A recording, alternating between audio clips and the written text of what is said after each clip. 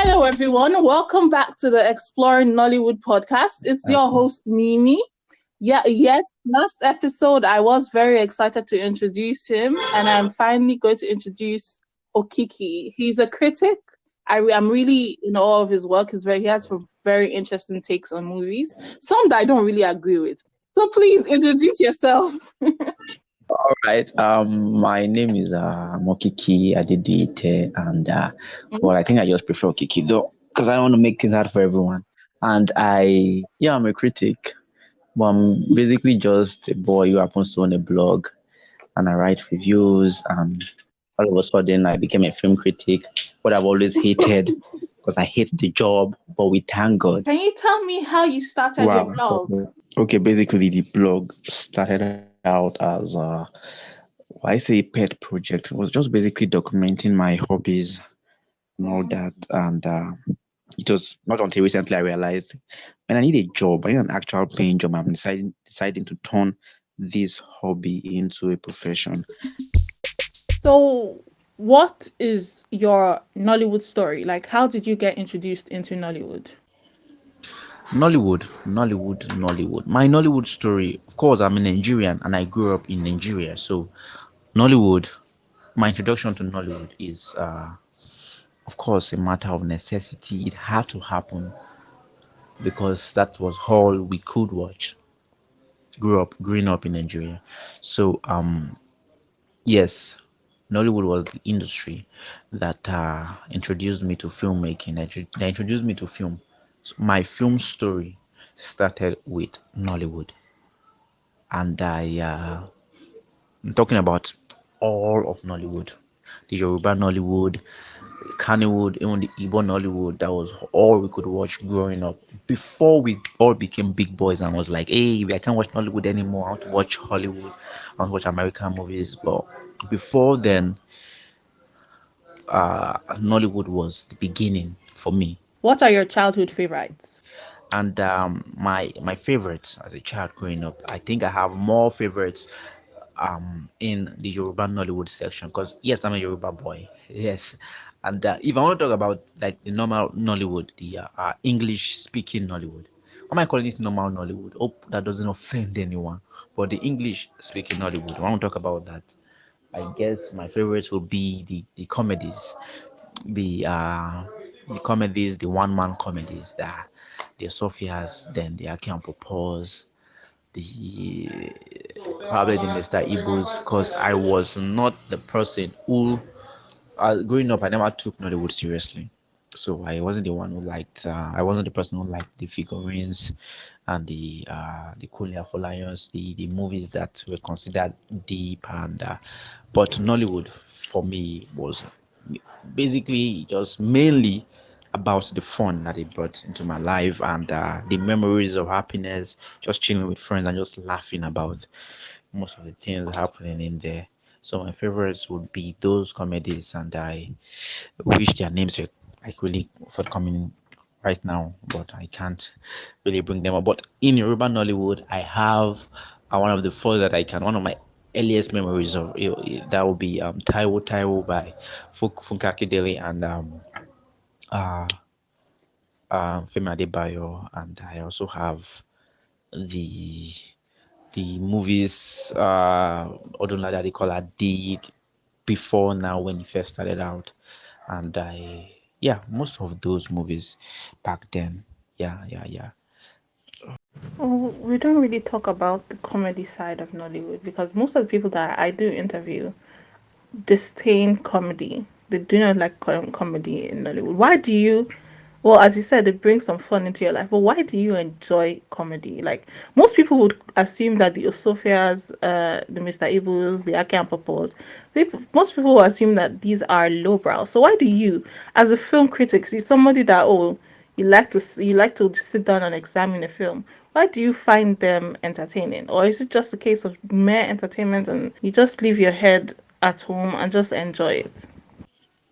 Before and after I became a film critic, I've always found our comedies the best section of the industry because there's something very natural about our comedies, and the actors, they're genuinely funny. These are not just people who are cast into a comedy film and the script is telling them what to say. These are people who are actually funny people. And yes, the average Nigerian is funny, but these guys are able to just take comedy elsewhere and just kind of make you feel like this funny situation is an actual real life situation happening to some people somewhere. And of course, there are the bad ones, the bad monologues where the larger than life actor is just there talking for 5 minutes straight, like the audience, like they own the entire set, just talking like just to show their comedic talents for minutes straight. Those are bad,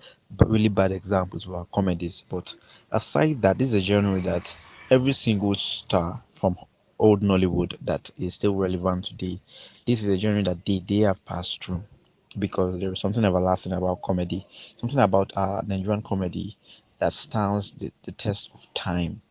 Okay, there's something about going back to watch Nigerian comedy and still be amazed by how funny it is because you can hardly go back and you can hardly find an old Nollywood film that doesn't that you liked as a child, that you liked when you watched as a child, that doesn't have plot mistakes that are pissing you off now. Like, how could you get this wrong? How could we get this wrong? But with comedies, these are people these are these are with our comedies, these are uh, actors and actresses who are thrown in their natural environment. They're just thrown in natural environment to depict funny moments, and you just look at it like this is exactly how I would react to this situation, but I had no idea it was funny. Which is why I said they were actually genuinely funny actors, and there was no, I mean, I can't really think of any comedy that has a nonsensical plot. There's always some deep-rooted lesson to be expounded from comedies, and it was just a complete, pure dose of entertainment. Comedy films. Okay, I can't say the same for the romance, the drama, the cry films. I can't say the same for them because I know that most of them, looking back now, even watching most of them now, there are things that I really do not agree with. Even as a film critic, there are things that, of course, I would be angry about. But with the comedy, there's something pure about it. So, and personally, I just feel comedy is forever, man. What an interesting take. 'Cause I have never thought about it that way. So then, so of this comedy genre, what are your favorite films, old and new Nollywood? Because you did make a distinction, and we always make a distinction on the podcast between old and new Nollywood. But old and new Nollywood, who are some of your favorite films? And then we'll go on and talk about who are your favorite actors. Okay. I don't know why some of the names are escaping me right now.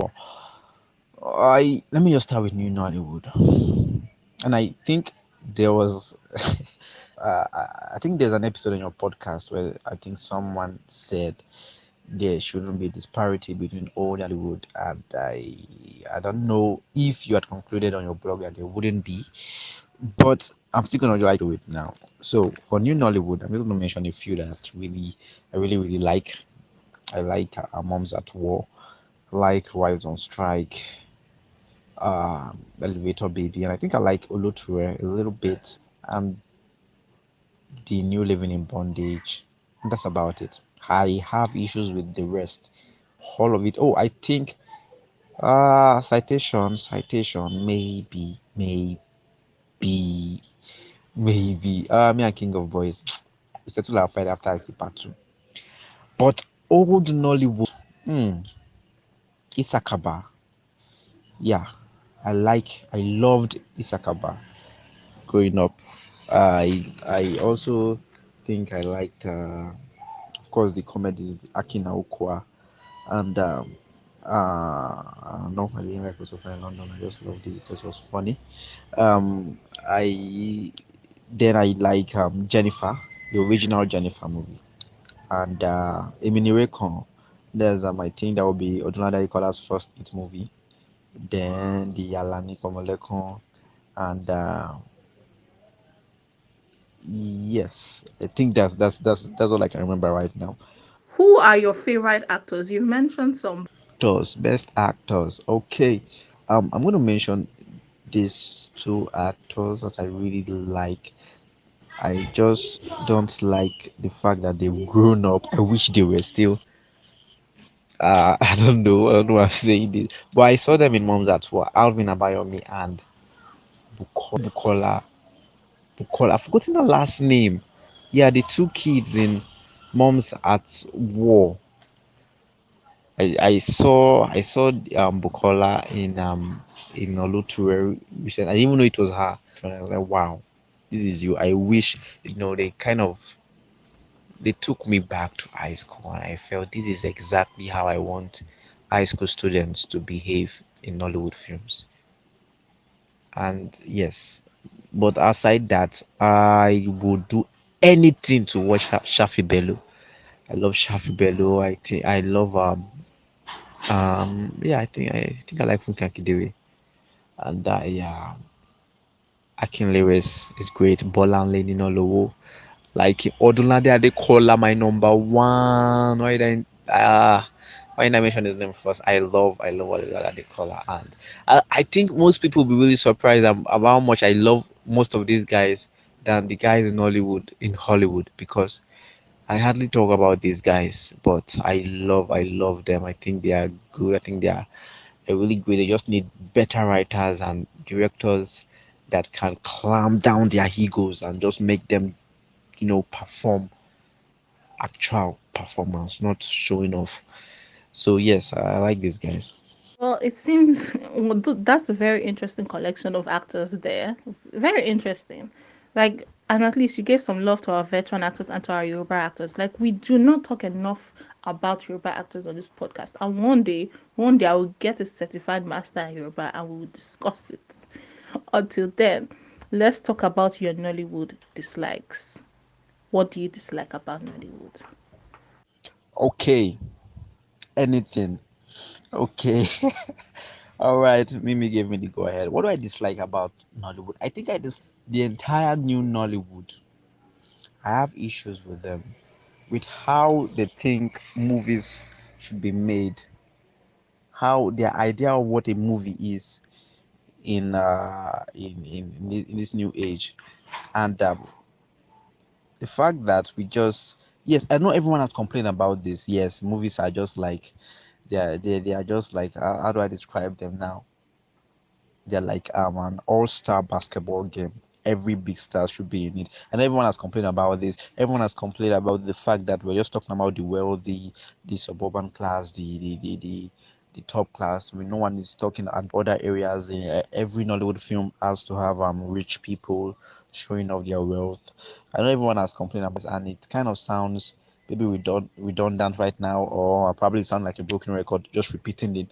But an actual serious issue, because our movies are lacking serious depth, and I don't get the new directors, I don't get the new production companies, I don't get how these guys, the Ebony Live guys, I don't get how their movies are being made. They just, you know you're watching a Nollywood film and it just starts, get it just okay, let me just address it. How I feel the method of filmmaking right now is annoying, because a lot has changed. Okay, there have been improvements. Okay, now basically you could basically like see the pores in the skin of Shola Shobawale's face, because we have good cameras now. I think they're spending all their money on good cameras. Yes, but aside, yes, good directing. Oh God, fantastic shots, wonderful cinematography. Then we go to the soundtrack, and it's like you're listening to the radio stations in Lagos State. You're just from Ricardo Banks to Yemalade. Let's go back to Fela. Let's go back to Fowles. They're just playing everything. They're just I don't get it. Like, when are we going to get to the path where we can actually have movie scores that's in line with the mood of the film, not just playing every single thing that is trending. You start watching a Nollywood film and boom, Fowles is playing, and we're already dancing to Fowles. That's it. That's then we move. Then there's another music playing, and it's just I don't know. They just feel like let's try to make it. Every Nollywood film is trendy, which makes them appear backdated when you're now watching them. I was watching the setup today, and like for the first time I was watching it today, and I was just very like, what is this? Like I was like, what am I watching? Because every Nollywood film is trying to be okay. This is what is going on in the world right now. This is what's going on in Nigeria right now. This is what Nigerians are feeling right now. Let's do it this way. And I don't think I think they've forgotten that these things are trends. And watching your movie years later, this thing will be irrelevant. And what I also don't like the writing. Okay, I've read a lot of reviews and also wrote one on Loture about how the lead character is grossly underdeveloped, and that is a serious issue. Most of our characters, especially all of our lead characters, they are really, really underdeveloped. I really don't. They just, it's hard to find a character with that is nuanced and has a lot of depth to them, because it just feels like I don't want to say this, but I have to say it. It just feels like once they are fine and they can attract, a scene's a particular scene's life force to themselves. They don't have to do anything else. They just have to, in the film. So in the pocket of that film, this character is the person that is the lead, the person that is the poster, is the fine face.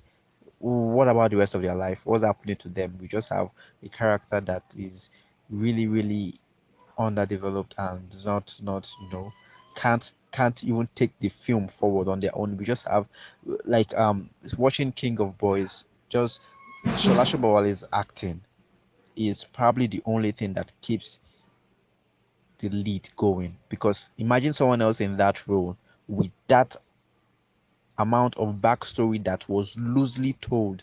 Because I don't want to go into my issues with King of Boys right now, but I was just bringing that out to talk about how our lead characters are very, very, very underdeveloped. So I've talked about the soundtrack. It feels menial. I'm talking about soundtrack, but that's an issue. And yes, directing is great, but my issue with Nollywood is the fact that everything is not 100%.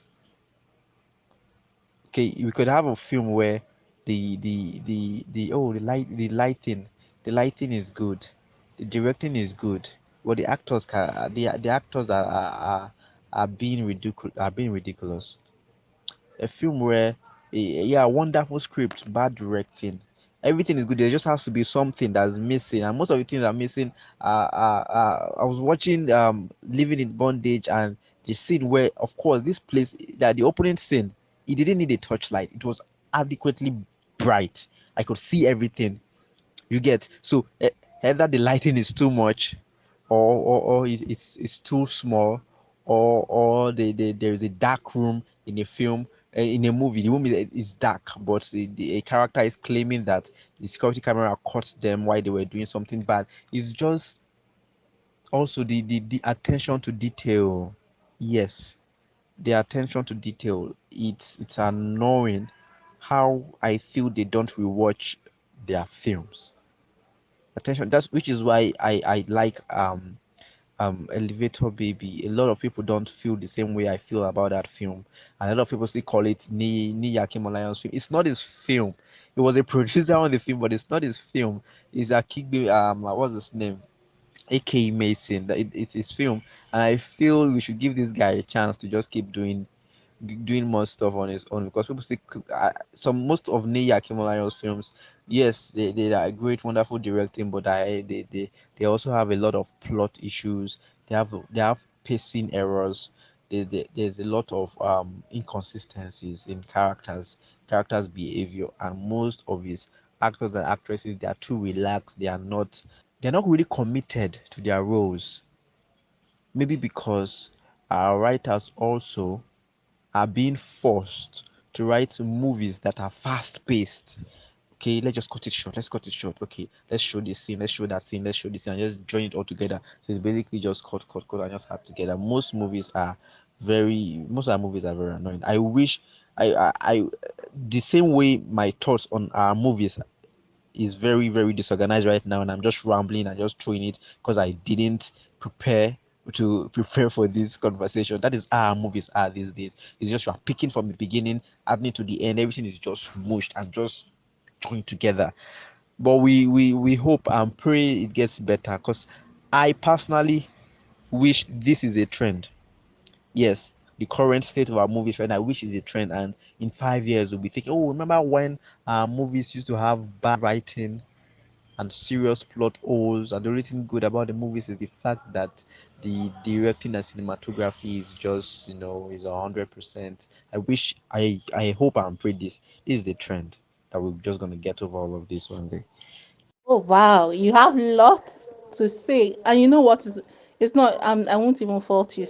There are lots of issues. You made some very good points here, but my issue, no movie can be perfect, and I think you sort of anticipate that because some of the movies that you criticize that you also mentioned are your favorites. So I see where you're going with all of this. You've already said you have already said where you hope to see Nollywood to be going, which would have been my next question. But because as I said, no movie, not even Hollywood, not even Nollywood is perfect. So aren't you asking a bit too much from our young industry? Well, our young industry has they've taken a giant leap and done what old Nollywood couldn't do.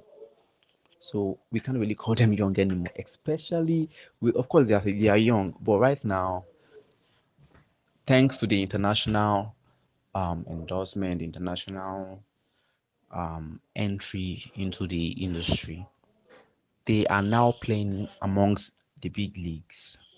In my blog, I don't call a Nollywood film. I don't rate a Nollywood film because a Nollywood film. I rate Nollywood film alongside Hollywood films, because right now they are all films to me.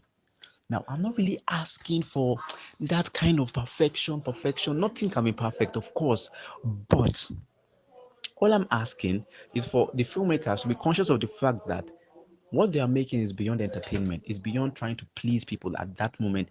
They are making films that's changing cultures. They are making they are creating cultures and ending old ones. They are teaching the people how films are. So basically, my issue is with how the quality of films now is training the audience to accept a certain kind of film. They are telling the audience, okay, this is how films are made. I mean, the Nigerian audience, they are really on fire right now. Omogeto is less than a month old, and it's the highest grossing Nollywood film of all time. The highest grossing Nollywood film of all time in the middle of a pandemic. Just to show you that the Nigerian audience, they are on fire to pay for the entertainment. They are really on fire for that share, for that right now.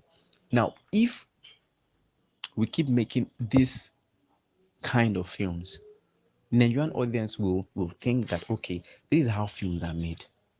So what happens when well, I don't need to ask what happens, because we're already seeing it happen already. The indie low budget films that are being made, the thoughtful dramas, the art films that are being made in Nigeria now, they are not seeing the light of the day.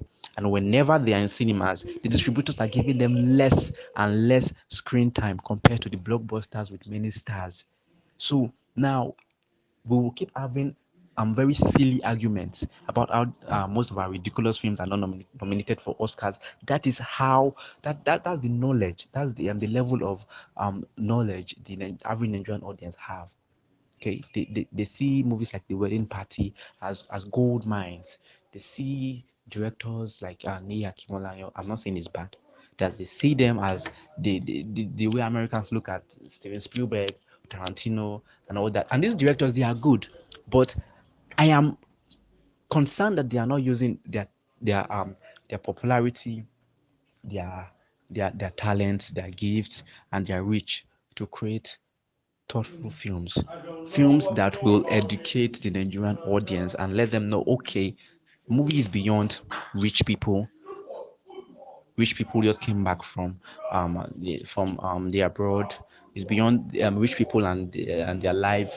And because right now, I think I read an article recently that was talking about how Nigerian movies are just propagating happiness, because an average Nigerian want to be happy, and we are just telling stories of rich people who don't have any problems in their life apart from just minor issues and minor thieves. And so I'm not really asking for too much. All I'm just asking is filmmakers be conscious of the fact that this is beyond entertainment. This is beyond now. This is beyond making profit of your film. This is you creating an audience that likes a certain kind of film. And when the time comes for them to rally behind an art film, a low budget film, they will be absent because you've taught them this is how films are made. So I'm not really asking for perfection. Just be conscious of the fact that you are creating a culture, a certain kind of culture with the kind of movies you're making. Okay, what an interesting view from Kiki there. Let's move on to the final part of the interview where we play a game called Make Your Own Nollywood Movie. So you have the chance to cast your fantasy movie. Who's your main actor? Who's your main actress? What is good about it and what is going to be bad about it, because there's no movie that is good.